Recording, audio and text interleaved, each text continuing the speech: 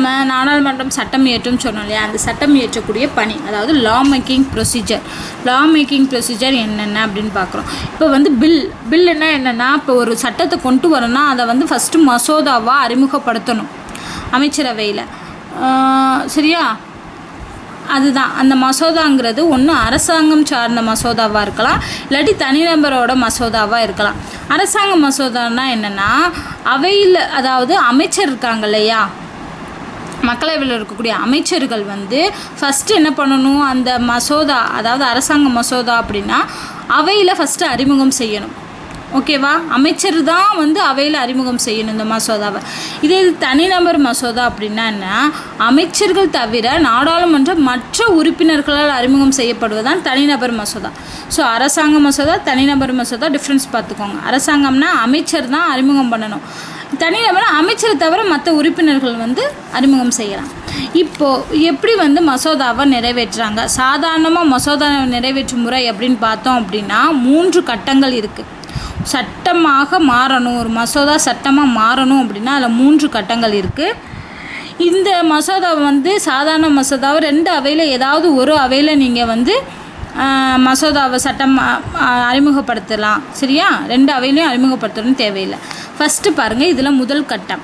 இப்போ சட்டமாக மாறணும், ஒரு மசோதா கொண்டு வராங்க, அது சட்டமாக மாறுறதுக்கு 3 கட்டங்கள். முதல் கட்டம் அறிமுகம். ஃபஸ்ட்டு இன்ட்ரொடக்ஷன் கொடுக்கணும். அமைச்சரோ இல்லை அந்த அவை ஒரு உறுப்பினரோ, அமைச்சர்னால் அது வந்து அரசாங்க மசோதா, உறுப்பினர்னால் அது தனிநபர் மசோதா. ஸோ 2 மசோதாவில் ஏதோ ஒன்று அதை ஃபஸ்ட்டு என்ன பண்ணணும், அந்த அவையில் அறிமுகம் செய்யணும். இந்த மாதிரி ஒரு பில் கொண்டு வந்திருக்கோம் அப்படின்னு அறிமுகம் செய்யணும்.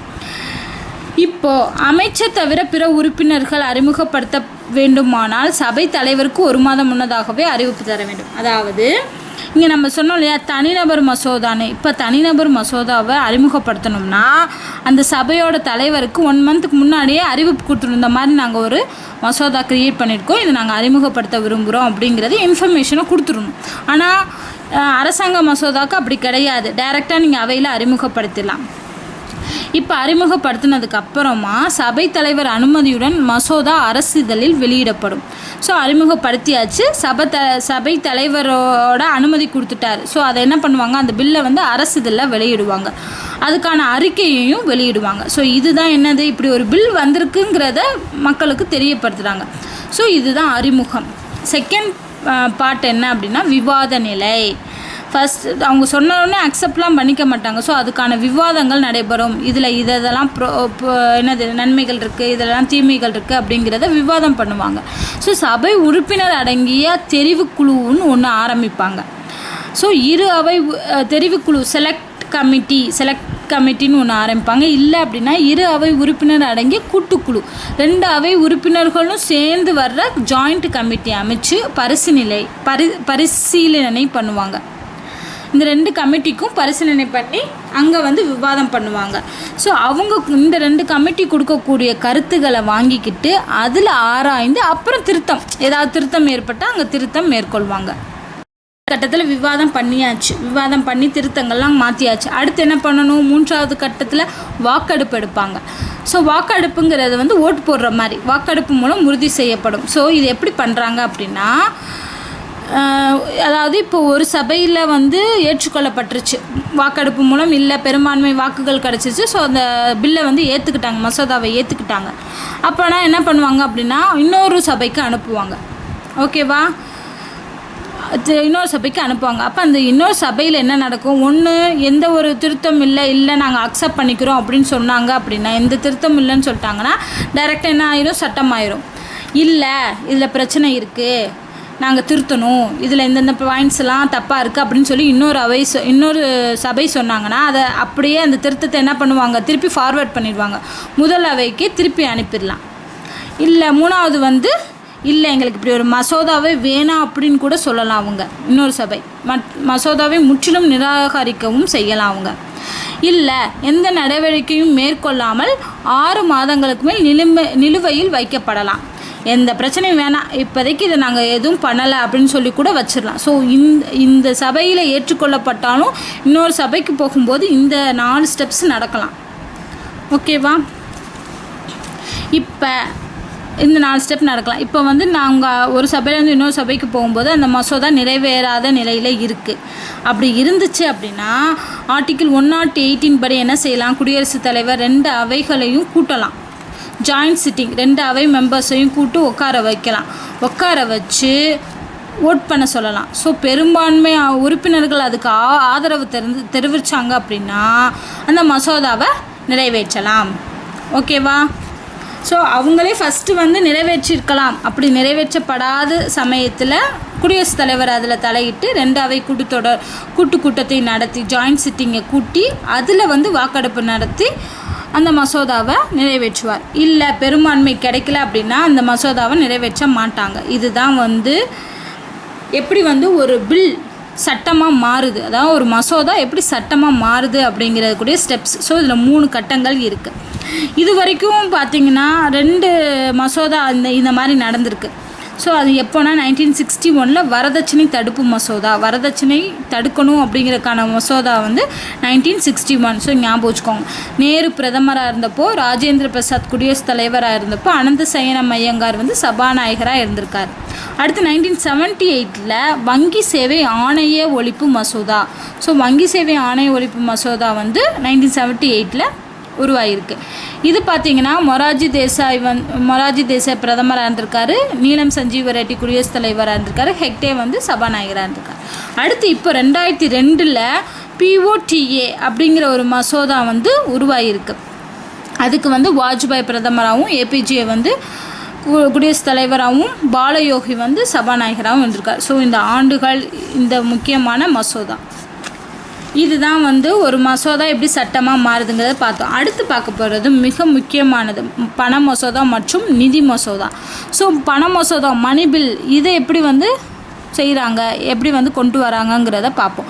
ஸோ இதை பற்றி சொல்லக்கூடிய ஆர்டிக்கிள் வந்து 110 வந்து பண மசோதாவை பற்றி சொல்கிறாங்க. ஸோ இதில் இருக்கக்கூடிய அம்சங்கள் அப்படின்னு பார்த்தோன்னா எப்படி வந்து வரி விதிக்கிறோம், சரியா, என்னென்ன மாதிரியான வரி விதிக்கலாம், எந்த வரியை நீக்கலாம், எந்த வரியில் குறைக்கலாம், இல்லை எதை அதிகப்படுத்தலாம், இல்லை எந்த வரியை மாற்றலாம். ஸோ இந்த மாதிரியானதெல்லாமே பண மசோதாலாம் வந்துடும். ஓகேவா? அடுத்து வந்து கடன் வாங்குறாங்க இல்லையா, அது கடன் வாங்குறத ஒழுங்குபடுத்துதல் மற்றும் பொறுப்புறுதி, அதுக்கான கேரண்டி கொடுக்க. ஸோ அதுவும் பண மசோதாவில் வந்துடும். அடுத்து வந்து கன்சாலிடேட்டட் ஃபண்ட் ஆஃப் இந்தியா மற்றும் கண்டிஜென்சி ஃபண்ட் ஆஃப் இந்தியாவிலேருந்து பணம் எடுத்தல். ஸோ நிதியிலேருந்து பணம் எடுக்கிறது கொடுக்கறது எல்லாமே என்ன வந்துடும், பண மசோதாவில் வந்துடும். அடுத்து பார்த்திங்கன்னா திரட்டு நிதியிலிருந்து பணம் ஒதுக்குதல். அடுத்து பார்த்திங்கன்னா ஒரு செலவினை திரட்டு நிதியில் ஏதாவது ஒரு கவர்மெண்ட் செலவு பண்ணிச்சுன்னா அதை நிதியில் வந்து ஒதுக்கிறது. ஸோ பண சம்பந்தமான எல்லாமே வந்து பண மசோதாவில் வந்துடுது அப்படி ஞாபகம் வச்சுக்கோங்க. ஸோ மாநில மத்திய அரசுகளோட கணக்குகளை தணிக்கை செய்யுது. இது எல்லாமே பண மசோதாவில் வரக்கூடியது. இது எப்படி நிறைவேற்றுறாங்க, ஃபஸ்ட்டு வந்து குடியரசுத் தலைவர் வந்து ஒப்புதல் கொடுத்துட்டாரு அப்படின்னா மக்களவையில் மட்டும் அறிமுகம் செய்கிறாங்க. குடியரசுத் தலைவர் ஒப்புதல் கிடச்ச உடனே மக்களவையில் இந்த மாதிரி பண மசோதாவை மக்களவையில் இப்போ நிறைவேற்றப்பட்டுருச்சு இந்த பண மசோதா அப்படின்னா அதை மாநிலங்களவைக்கு அனுப்பணும். அப்போ அனுப்பும் போதே என்ன செய்வார்னா சபாநாயகர் குறிப்பிட்டுருவார், இது வந்து பண மசோதா, இது மற்ற மசோதா கிடையாது அப்படிங்கிறத வந்து குறிப்பிட்டுருவார். அடுத்து பார்த்திங்கன்னா இந்த பண மசோதாவை மறுக்கவோ திருத்தவோ மாநிலங்களவைக்கு அதிகாரம் கிடையாது. ஆனால் என்ன பண்ணலான்னா 14 நாட்களுக்குள் அவங்க வந்து அதுக்கான ரிப்ளை வந்து சொல்லணும். ஓகேவா?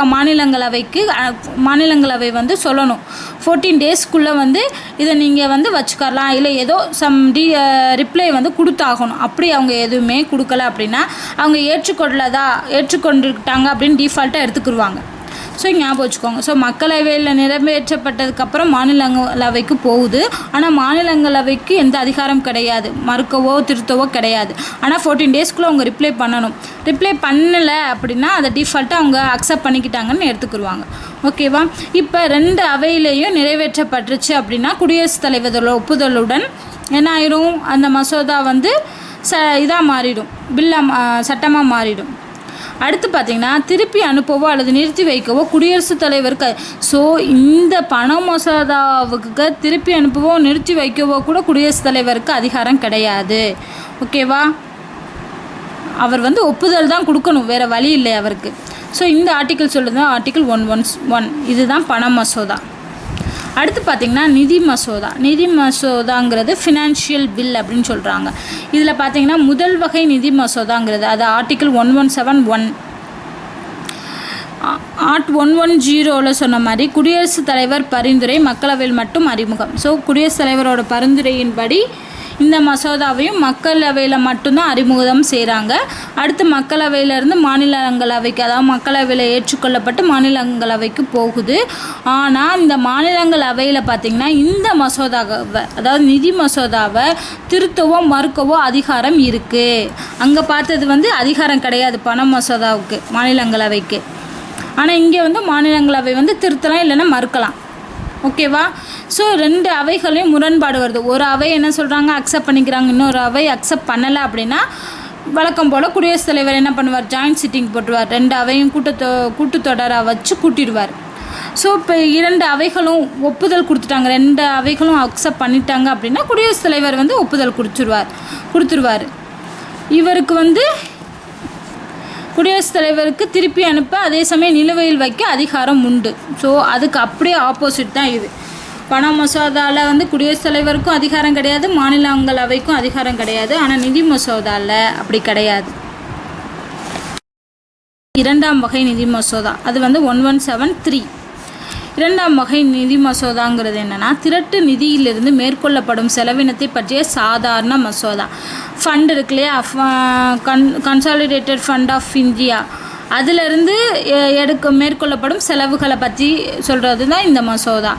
எந்த அவையிலும் அறிமுகம் செய்யலாம், திருத்தம் மற்றும் மறுக்கப்படலாம். அங்கே பார்த்த மாதிரி இந்த அவையில் தான் பண்ணணும் அப்படின்னு கிடையாது, மக்களவையில் தான் பண்ணணும்னு கிடையாது. 2 அவையிலும், மக்களவையிலும் பண்ணலாம், மாநிலங்களவையும் நீங்கள் அறிமுகம் செய்யலாம், திருத்தம் செய்யலாம், மறுக்கலாம், என்ன வேணால் பண்ணிக்கலாம். இல்லை 2 அவையிலும் முரண்பாடு இருந்துச்சுன்னா கூட்டத்தொடர் வந்து ஜனாதிபதி கூட்டலாம். குடியரசுத் தலைவர் வந்து ஒப்புதல் கொடுக்கலாம், இல்லை திருப்பி அனுப்பலாம். இதுதான் வந்து இந்த 2ஆம் வகை நிதி மசோதா. ஸோ 2 வகை நிதி மசோதா பார்த்துட்டோம். இனி அடுத்து பார்க்கக்கூடிய